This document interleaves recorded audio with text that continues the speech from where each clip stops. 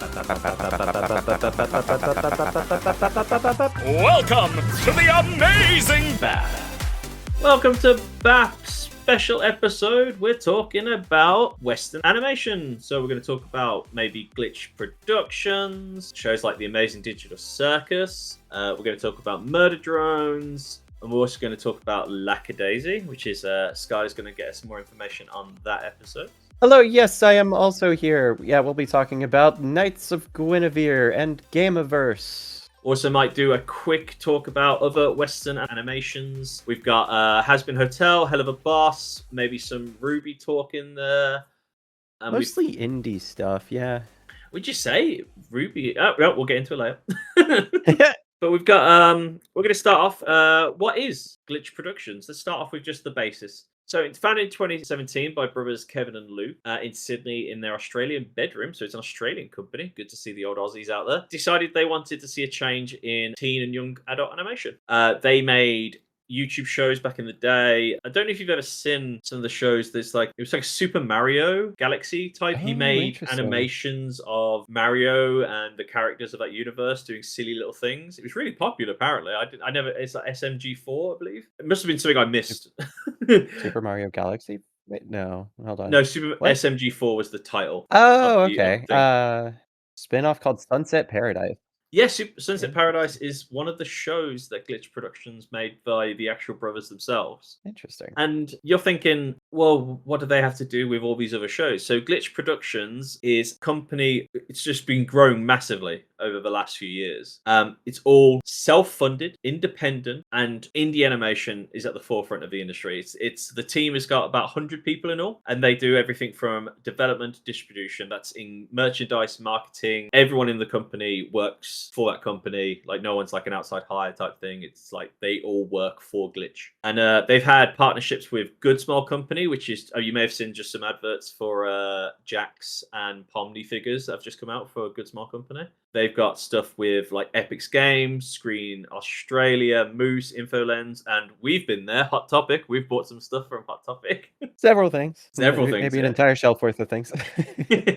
As you can tell, we're fans of a couple of shows from Glitch Productions. One of the big ones, which we'll get into, The Amazing Digital Circus by Gooseworks. Thanks for the intro, Kane. Thanks for the intro, Kane. Yeah. An insane show that just came out of nowhere.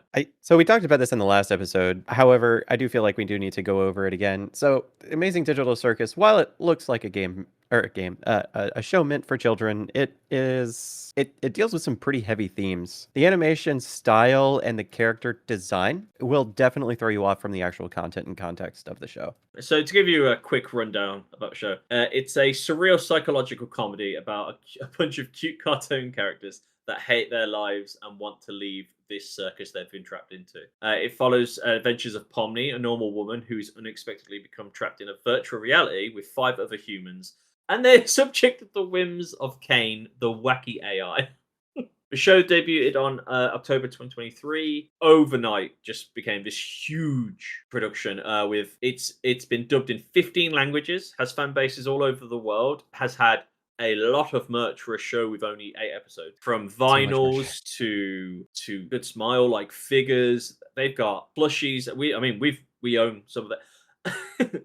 The voice actors who have been in a lot of stuff already, but I know I remember I've heard a few of them in they did an episode recently in Tom Scar's the Asdif movie? Yeah, Asdif movie. They did the they did one recently, the fish hat, and everyone went crazy over it. Yeah. I'm gonna go put on something more comfortable. Just as long as it isn't the fish hat again. It's the fish hat again! We'll put that in here if we can clip just that one bit. So some basic stats for when this was written. 600 million plus lifetime views for 4 episodes. Well, that was when 4 episodes were out. God only knows what it's at now. It's going to be insane. Multiple licenses, strong Japanese presence, including Crane Games and Gashapon, and Pop-Up Shop. They also are on Netflix. So if you've got Netflix, you can watch this. You can also watch it for free on YouTube. And a lot of the Glitch Production shows, I never thought I'd see it on Netflix. Like when it popped up, I went, is that the show we've been watching on YouTube on Netflix? What the hell happened there? So I thought I'd spring this on you. Did you know that they also had Oh, are you talking about the the live live show? the live show? Yeah, I thought it was. I was having a fever dream when I saw clips of this. Yeah, they did a live show, and it's like, you know, when you have fake copies of toys, It's and a you're like, knockoff. it's not the Hulk, it's the Bulk, and it's like a horrendous reimagining carbon copy, but shit. This stage show was actually them. Like their stage show, not the people obviously, but they like, it's about the show and everything, and everyone who's seen it is like, it'll live in your nightmares. Like a I thought it was just the rabid fan base being a rabid fan base mm, because not only is there so much discourse about the show online, it's also conspiracy theorist level digging that'll happen on all Twitter and Blue Sky threads that I've seen on this show too. After an episode releases, you can go into a rabbit hole and live there for days. oh yeah, there'll be like 1,000 an hour, like, did you miss this reels or TikToks, and then about 500 YouTube channels will make an episode about the episode or about someone talking about that episode. They're rabid. Like, we're making one because we wanted to talk a bit about Western like animation and how it's changed over the years. To go back in time, a long time ago, RWBY, made by Rooster Teeth, 2012 it started, I believe. This was well, I wouldn't know if you would say Rooster Teeth was indie. They had a huge fan base, and they made shows such as Well, I'd still call it like indie because, for the most part, because it's while yes, it does have a large following. It was based out of what, YouTube? Texas. Well, no, Well, pre-YouTube. They well, actually had Rooster Teeth was pre-YouTube. oh, that's right. That's right. They did No, they weren't Machinima. They They were well their they own thing. So Red versus Blue was Machinima, the way they, they call it Machinima, the way you bob the head in games to talk. Oh, right. Yeah, that was the animation Yeah, style was called but Machinima. That's right. so this was their first ever like 3D animation project, was called RWBY. Right. And I remember the trailer came out and people were like, it's like new from Rooster Teeth, and it was the creator was Monty and everyone was like, what is this kind of Red Riding Hood type remake show? And it was huge when it kicked out. I remember everyone was super into it. Same like if you were into Red versus Blue, some people didn't like the anime kind of world, so they were like, it's not my thing. But they made stuff like Camp, X-Ray versus Vav, which were all 2D animations as well. And these were like, I'd still call them indie, mostly because it's not like they're not like a mainstream animation studio. I think Warner Brothers bought them at some point, Yes. because there was a crossover with like Batman and stuff. But like, as Veracity story is, they're no longer a thing. They were sold off. I do believe they are trying to restart again, though. I believe Bernie Yeah, Jeff Burns. bought the rights back. Yeah. No, not Jeff. Bernie. Jeff does. Bernie did. Yeah, Jeff does a podcast called Regulation Podcast with Gavin and Eric, That's right. Andrew, and all that. But I believe the website's back up. You can start watching their stuff on it again. Like, That's so it might. fantastic. Who knows? We might see a revive of baseline Rooster Teeth. But that's how, like, I would say anime or animation started to change. We had great shows as kids. I remember like Samurai Jack, like 2D animation. Oh, then it was like this. Maybe it's just getting older, but animation didn't seem the same. It was like anime took over, and you had stuff. I mean, you had some good shows, maybe Family Guy, Simpsons. Those weren't really what you'd call. It was an anime, but it was animation, but it was more family friendly. Yeah, and kind of like serialized, kind of not serious shows. Don't kind of surface level. Each episode is its own thing. Doesn't really affect other episodes. No like overarching storylines. Formulaic. But then you started to get shows like Archer and Bob's Burgers and BoJack Horseman. Started to get a bit more serious with it. Yeah, BoJack. For sure. Adult animation. Talking like Yes. scenes of like murder and talking about depression, drugs, alcohol, and like kids, just madness. And then everything got a little weird with shows like Big Mouth. And People have mocked. I mean, you'll see a lot of people say like, why is it with Western animation when it just looks terrible, like this badly drawn, or and it's usually a style. It's just different. You know, they're doing it on a budget. They're trying to tell a funny story, or they're trying to tell a story without breaking the bank. They don't, because animation isn't the mainstream here, which is why it's good to see. As much as we love 2D animation and we love to see it, but watching 3D animation get more recognition with Glitch Productions, and also 2D animation, like we haven't even talked about Hell of a Boss or Has Been Hotel, to what started on YouTube, then picked up by Amazon. Was it Amazon Prime? Yeah. So they did, after I believe the first season, and I might be wrong on Hell of a Boss. After the first season, they did get picked up. They've also got Has Been Hotel. I forget the timeline though. That we do have a show, and we're trying to be informative. It's funny because Yeah. looking on I'm IMDb, it actually puts Has Been Hotel next to The Amazing Digital Circus as like-minded shows. Huh. I mean, they're definitely both made for adults, young adults, because the themes are very not good for kids. But I mean, most people would see it and say that's a Definitely kid's not show. animated, but not made for kids. It's not. I promise, it's not. Well, it's another show that's, you know, you'd think it's for kids, but it's not. Another Prime show, Invincible.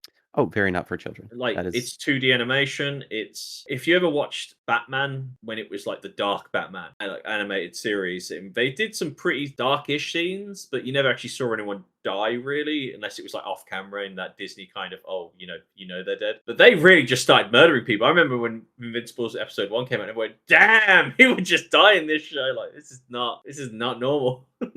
Yeah, well, in that same vein, animated as part of Amazon Prime Studio, Critical Role's Vox Machina, and now their Mighty Nine series are in the same vein, where they are definitely telling not family-friendly stories and very deep, very dark characters and events that occur. It's very violent things happen, very adult animation in the same vein, but also indie animation. Like Critical Role's Vox Machina was originally funded with, I can't remember the exact numbers they were aiming for. I believe it was something around the tune of $200,000 that they were trying to just build a pilot, but their Kickstarter ended up receiving over like $1.5 million within like a day. Something of a similar nature. It was over $1 million that they ended up receiving. It was several magnitudes larger than their original ask. So there are rabid fan bases for good storytelling and good stories, and not all of them are children's stories. So yeah, I am so excited for, and which is why I'm really glad we're having this conversation today about just the non-mainstream channels in which animation is becoming more popular, becoming more mainstream out of normal channels. To give you an idea of what you, because I know you said you'd have numbers, I do have them here. The Critical Role Kickstarter for Legend of Vox Machina had an initial goal of 750,000 in March of 2019. Yes. It raised 11.3 million. Okay, we'll use that soundbite rather than my guessing. But yes, that's it's a rabid fan base.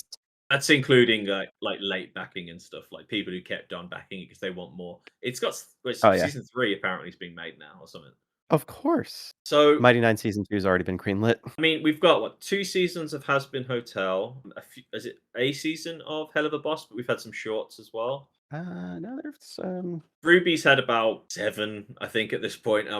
they've got 2 seasons of Hell of a Boss. But going back to the main look, because we're talking about Glitch Productions a bit more, because obviously they just released episode 8 of The Amazing Digital Circus. I'm still reeling after that episode. Insane. Like, the rabidness of the fan base is insane. It's everywhere. Like, what I love about, because they're an indie developer and like production company, that even their like marketing is people from the show marketing their stuff. So instead of just having like new merch out, they have the voice actors come in and do the voices for the actors to sell their merch. It's a nice little touch. It's all done in the same house. It'd be so fun to be a fly on the wall in those like script reads. Oh yeah. I so hope they recorded them to be released after the shows are done, because it just must be amazing. But the shows, they haven't just got The Amazing Digital Circus, though. As much as we love it and would love to talk more about it, maybe if when it's all done, we can do like a watch along with Game Club Pod and try and get them into it as well.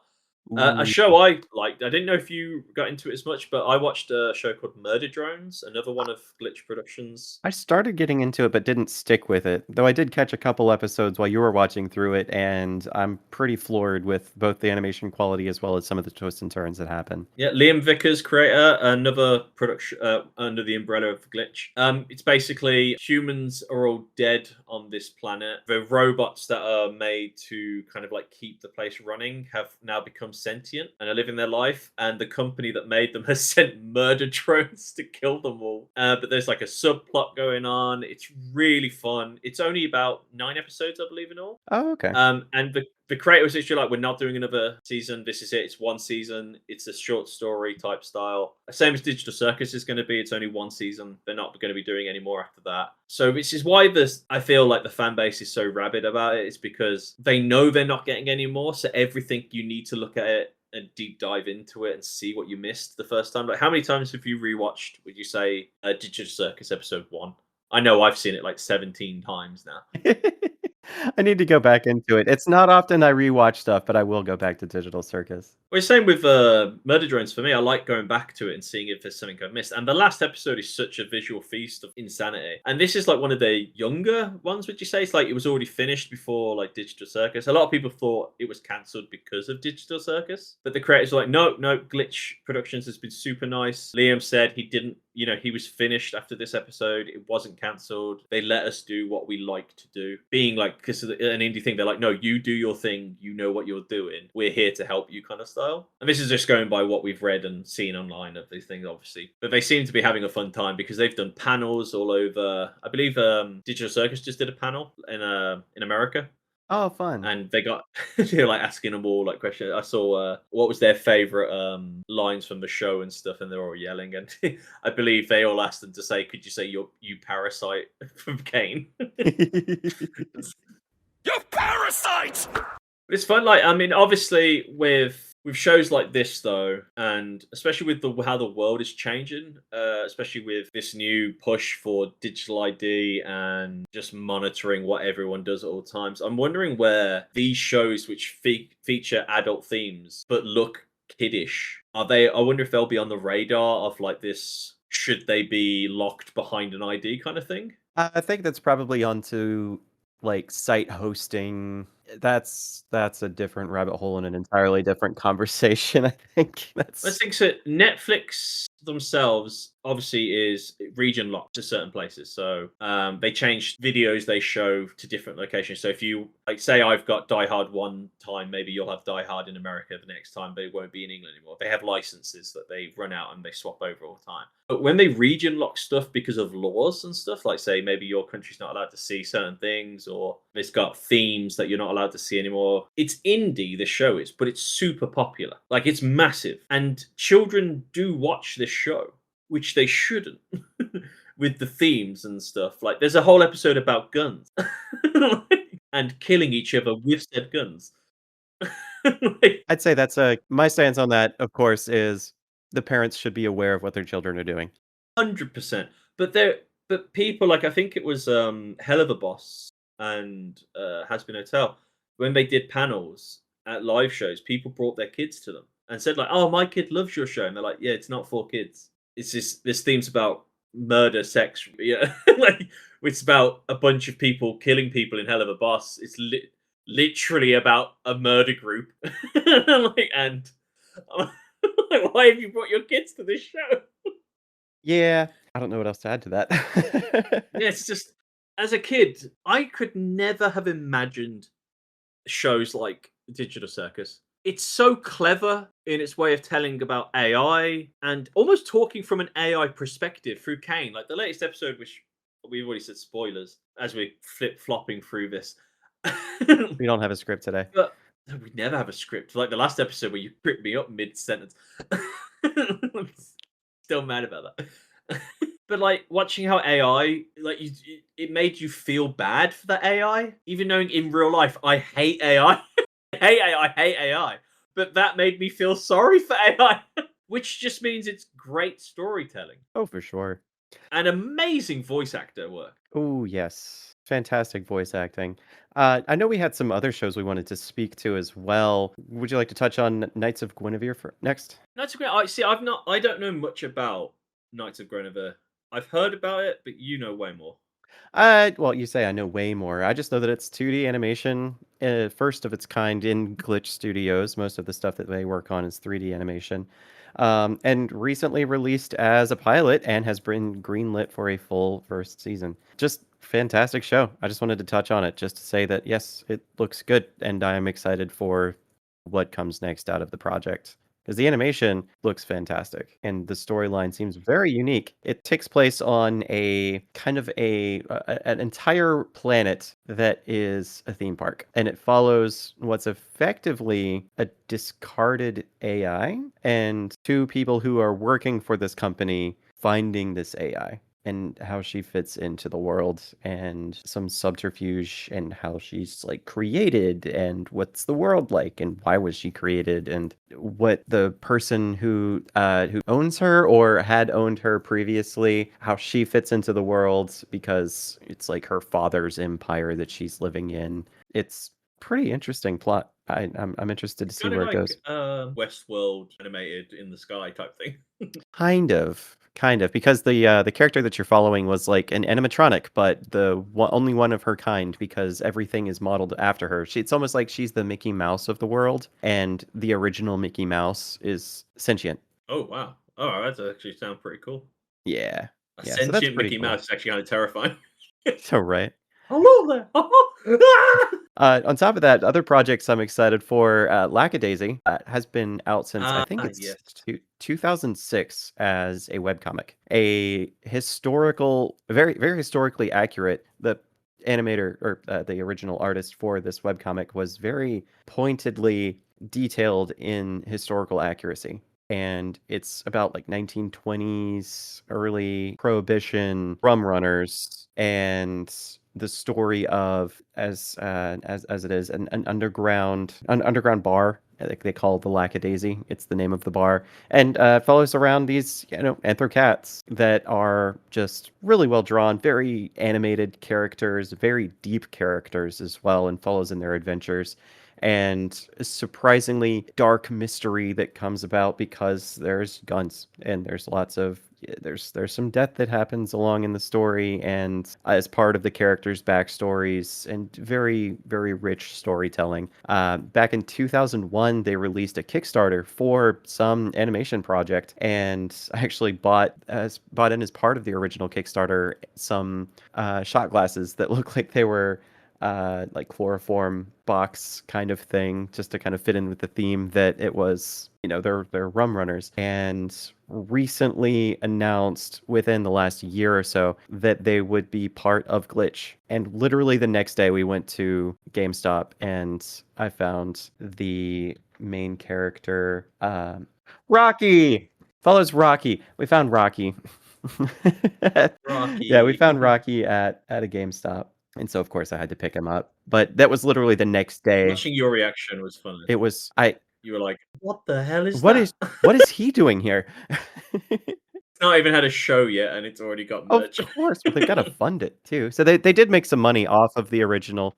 They do have a pilot out, which was fantastic. It was all hand animated, if I'm not mistaken, leaving in some of stylistically chosen to leave in some of the pencil lines as well, which I thought was a little bit off-putting, but really interesting to show off artistic nature and the animator to the page kind of perspective of a comic book writer turning a comic into something that's real. I thought that was pretty cool. But picked up by Glitch, that means that the hand animation, while great, would have taken forever. It means we're actually going to get a story, and we're actually going to get it sooner than later. So I'm pretty excited for Lackadaisy as an entire production. Sounds like a show we will be seeing all over our group of friends as it's animated cats. Yes. So you want me to move to So, the next one? Or speaking you of got the next animated one? cats, though. Yes. Go on. It's literally this is a different animated cat I'm literally seeing next to each other. It's like the sister of Lackadaisy. Gameoverse, you know I mean, when you told me this, I was like, how do you know this much information about So it? I've been following Game Grumps. Yeah, I've been following Game Grumps almost since their inception. I watched it like a year after John left, and then have just followed it ever since. So Gameoverse is the child of Ross O'Donovan, also known as Rubber Ninja, on various projects, including his original library of animations on Newgrounds. He has worked off and on over the last like almost 15 years, I think, with Aaron Hansen of Game Grumps in order to bring this show to life. There are several videos on YouTube of the original Gameoverse adaptation. Apparently, according to a recent interview, originally created for a YouTube competitor for that was developed through Playboy, interestingly, but was never picked up because it never turned into a thing. And while Ross was working for Game Grumps, was trying to pitch Gameoverse over the course of several years to different distribution companies or what have you. Unfortunately, it was never picked up because it goes across several genres. As the story of Gameoverse goes into the story of a character who's trying to save the world by thwarting heroes, because if the heroes win, the universe stops existing. And so the plot is the main character trying to help the villains, which is pretty interesting, jumping across different timelines and universes. But in pushing this plot and trying to sell the plot, goes to like video games or fantasy, and most distribution companies had said that yes, we already have one of those. So it was difficult to pitch, and has been rewritten several times, according to Aaron Hansen in a recent interview, saying that he and Ross were back and forth on it several times. It had been written, rewritten, and then Aaron just decided to write it all himself and pitched his ideas. And there was some back and forth, but it turns out they ended up with Aaron's ideas. So while it's not his original creation, he has deferred to Ross on the direction of the show, the characters, and the direction of the direction of the show. And in so doing, they've finally landed on a company, and it turns out it's also Glitch. So we're getting a show from Gameoverse through Glitch as well, confirmed, I believe. So Next. So Game Grumps will have a co-show on Glitch Production. Yes, by way of Ross O'Donovan, but written By Russ. written by Written by Aaron. Yes, apparently he's That's been crazy. really busy. How our universe has kind of joined together. You can literally everything is just down the road from each other in the online community. It's true. Also, I've just realized it's Gameoverse. Gameoverse. Yeah, it's a verse. It's in a universe, but game over. And my brain exploded while you were saying that, and I was like, "Oh my god, it's so obvious." I mean, it's just trying to save it from being game over. Oh my god, how did she? That's an easy sell. I just don't think the people who were hearing the pitch took on read the name, because everything's in the name. It's perfect. Of course. It does look like looking at a picture here. It looks like really fun animation, almost like. Oh yeah, there's It reminds me a little bit of that. If you ever watch that one from Netflix, it's like a space show. Oh god, I wish I could remember the name of it. It's not Lost in Space. That's a TV show. So two of the characters. Final Space. That was it. You're gonna love the voice actors for Gameoverse, by the way. Oh yeah. So two of the characters are voiced by Aaron Hansen, who actually voiced most of the main characters in the original episodes. Fold, voiced by Ross O'Donovan. Caboodle, voiced by Jay Schlatt. Man. And Warwick, voiced by Chris Sabat. How did they not sell this show till now? It's like literally like just talking about this now, looking at the animation. Did you ever watch Final Space? Ooh, can't say I have. So another 2D animation that came out. I don't even know how to explain the show. It's a guy who's just basically an F up most of his life. His dad is like was a space commander in like a space force. The Earth is threatened, and he has to take over from his dad who's died, and it's like figuring out what happened with his dad whilst he's like building a crew and like trying to be better. One of the voices in it by the Lord Commander is David Tennant. I saw that, I was like, how have you not seen this? Jane Lynch is in there. Fred Armisen is KVN, which is Conan O'Brien is in this. He's in the weirdest places. It was a huge show. But it came out in 2018, ran to 2021. But I remember it got cancelled and it's like, and I remember people getting really mad. It was like almost Firefly like style anger when it got cancelled. Everyone was like, "Finish the show!" It was like so close to an ending. I believe he made a comic book, and then they talked about making a film to like end it. It's like that was another a Western animation I completely forgot about until I saw Gameoverse like style. It not completely, but that picture of her flying through space with the Mega Man type outfit looks so much like it. But that's a lot we've talked about random random Western Asian. So would you say, as we know, Japanese anime and animation has been getting just we've seen some amazing stuff come out lately, like Eminence in Shadow, Solo Leveling, Frieren, just insane feats of Oh animation. gosh, yes. And if we go back in time, you still got some amazing animation out there. Like you've got Redline, like Jinro, and like all the Studio Ghibli, these amazing feats of 2D animation. But from a country that's, let's be honest, has been pumping it out. Yeah, well, They have a lot of people dedicated to the it's craft. becoming more mainstream through the entire world. As you said, growing up, it was really difficult to find sources of anime, especially to have physically, and now it's everywhere. I am excited to see where Western animation goes because of these indie animation studios. Yeah, it's not that it's like amazing quality animation. Not the quality of the animation is increasing over time, but the storytelling. They're telling some really good stories and very compelling, and to the point where they have rabid fans. It's almost. Well, I think the reason they're having rabid fans is because it's so rare to get something that's not only visually appealing but also a good story. The Simpsons is good. It's funny. It can be clever, but the animation isn't really what you'd call the best in the world. It's very well made, but it's not. It was like, and the stories were very basic. It was like like we said, Monster of the Week kind of thing. It was just like that episode was all contained in an Oh episode. yeah. But like, what's these watching like Digital Circus and looking forward to watching Lackadaisy when it comes up. These look like universes where adult themed, or say young teen to adult themed, talking about real issues and future issues like AI. We've heard most AI stories is usually ends up being the AI becomes evil. It's true. And Digital Circus definitely didn't disappoint. But at the same time, to make you feel sad for the AI, because obviously humans feeling the emotion, which is funny because the AI doesn't.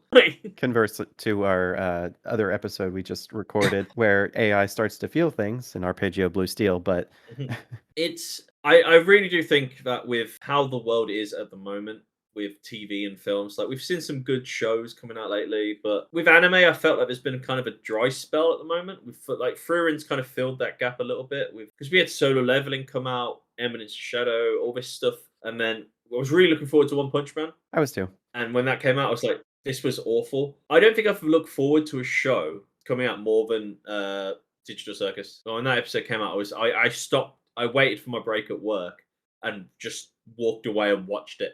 I left everyone else. I said, I'm going to be going on a break. I went outside to a dark place so I could watch a show in peace, so no one disturbed me while I was watching. And we've been It talking was about it so for good. several days since. It's left that much of an impression. Think if I showed this show to Game Club Pod, if they didn't know about it, they would go, "Is this like some weird 3D animation thing? Like, is it a short story? What is it? Or is it a game or something?" I don't think they'd watch it unless I forced them to, and then I do believe they'd like it. I think getting Joey to watch this might be one of the hardest things I've ever done. If I can get Joey to watch this and enjoy That's it. right, Joey. We're I talking think- to you specifically again, because we know that you're at Watch least it, Joe. our only listener. Well, don't forget, Joey doesn't like Joey doesn't hate anime. He just doesn't like anime. He likes some anime. It's not an avid watcher. That's fair. But it's almost like I would never watch stuff about football, but Ted Lasso, if it wasn't for like Joey mentioning it and stuff, I was like, "What is Ted Lasso?" I watched it and I was like, "This show's amazing." It's not about football. It's about That's the thing. it's about If heart. you saw the photo, It's true. if you see the book cover, it's about football. Like you read the synopsis, it's about a coach going to train football in Britain, and he knows That nothing is about it. If I just read that, would not have watched it. that is not at all a good representation of what that show is. Yeah, so that's what I mean. Like when it comes It's to so like much more than that. when you read the digital circus like synopsis and the picture, you go, yeah, I'm not going to watch that. But you need to watch it. Same with like Murder Drones. I enjoyed Murder Drones. I know it's not everyone's cup of tea. It's a little different, and it's a bit different animation than digital circus. So the comedy's a bit different and stuff, but still made me laugh. Especially about all the stuff about the doors. Any other Western animation you can think of? I mean, we've jumped on Glitch, Fizzy Pop, RWBY, and like Rooster Teeth, stuff like that. We could- mentioned Final Space. I mean, we could go on about some of my favorites, like Adventure Time or The Owl House. God, I had several listed in my head before I started that sentence. Gravity Falls. Yes, Gravity Falls. Oh my gosh, that was such a good show too. It was so surprising too that seemed like it was a kids show, and it may in fact be, but the storyline it does have an overarching story and a very compelling story. Same with Adventure Time. Honestly, it does have an overarching story, and it is in the end very compelling. And there's some new Fiona and Cake stuff that I need to catch up on as well. I'd say As a continuation of that. probably less indie though. Oh yes, less indie for sure, but just like alternative, very very compelling stories. It may in fact be made more for children, so it's not exactly the content of this. Most of the content of this podcast we've been recording just now, but still fantastic shows. I would still consider Western Oh, animation. fantastic! But I love the Owl House. Love Gravity Falls. Like I haven't watched all of Adventure Time, but everything I've seen, I enjoyed it. But like when you go when you think of what when most people think Western shows, they usually go to stuff like Simpsons, Family Guy, American Dad, which are all good shows, but they do not represent where we are now. they're very formulaic. No, those are more. I would call those more like a sitcom of animation. It's very formulaic, very like Yeah, they don't have 6 o'clock yeah, TV they don't show. have canned laughter, but they are still just kind of formulaic mainstream Yeah, television. you know when those can laugh the beats are. Oh yeah. I would say though, it's been a while since I've watched it, but Bob's Burgers has got a lot of heart as well. It seems like it's one of those formulaic shows, but it's about a dad who loves his kids. It's it at the end of it. What's to Yeah. say, like, I feel like they're even though they're a bit older, I feel like that was where Western animation started to Mm. turn. Like when we started to do real stories instead of just form like you said, every week shows like these. Like Family Guy sometimes does the odd like emotional story, Oh yeah. but it's made to make you laugh kind of thing. Same with American Dad and Yeah. stuff like that. Like SpongeBob, each episode it's a comedy. It's for kids. It's silly, but again has a rabid fan base. That's true. But I will say too, though, the shows that we've been talking about today with Digital Circus, Knights of Guinevere, Gameoverse, these indie projects, they have a story to tell. It's nice to see a production studio allow the story to be Yes. told. Like I'm sure I can't remember completely, but I remember when Hell of a Boss and Has Been Hotel went to Prime, a lot of people were worried that Amazon, Mr. Bezos would take Mm. over how they were like, the themes and like. But I believe they said no, they're letting us make the show how we want Yeah. because they bought the show because it was so popular. Same with Invincible, same with Critical Role, taking on Mighty Nine and Vox Machina. They let their creators run with it. They simply provided the platform and the means to do it. It's almost like the creators who made the show popular know what they're doing, and maybe you shouldn't let investors decide how Right. your It's like show the people goes. who wrote it did a good job writing it because people like what they wrote, and you should make a story based on what they wrote. Looking at you, Witcher. So that's what this episode was really Being about. mad about The Witcher. Investors, if you want money, back off. Eric, that was a weird episode. A little special there about Western and animation. But I mean, would you argue it's anime or 2D? Is it anime? Does that mean just from I Japan? think I'll let you decide. We don't care. it's animation. It's all animation, and I'm here for it. If it's animated, we'll watch it. Kicking and screaming Joey behind us will force them to watch it. Or you, in the case of Vending Machine. Duh! Why'd you bring him up? Well, this has been our episode of B.A.P, the Biased Anime Podcast. I've been Jacka. Over there is Skylar. I could say my name too. No, I'm saying it because you cut me off last time. Anywhere they can find us? You can find us on Blue Sky at Biased Anime Pod at bluesky.social. I think I got it right. I'm not looking at it. Where can they find you? They can find me on it is Biased Anime Podcast at bluesky.social. You can find me at Skylar Desperode at bluesky.social. And where can they find me? At Jack@bluesky.social. Well, we hope you enjoyed this episode. We are sorry it's a little different. No head-to-head today. I'm not apologizing for it. I had fun with this one too. Apologize to the No, listener. I want to tout the goodness that is Glitch Productions and all of their amazing content. Yeah, hopefully they don't come at us for some reason. But thank you, Glitch, for the great shows. We hope to watch more of it, and we really want to see where Kane goes in the future. And Is Kane don't dead? I need to know. and don't yell at us for using Kane's voice at the beginning of this episode. Thank you. That's how we get around lawsuits, right? Say sorry, not sorry. Don't sue us. sorry, not sorry. Don't sue us. That's legally binding, right? Just like the Afro Man lawsuit, it's going to be played in court. Skylar, did you say on recording? Sorry, not sorry. Don't sue us. Well, that's been B.A.P. Have a great day. Bye. Bye.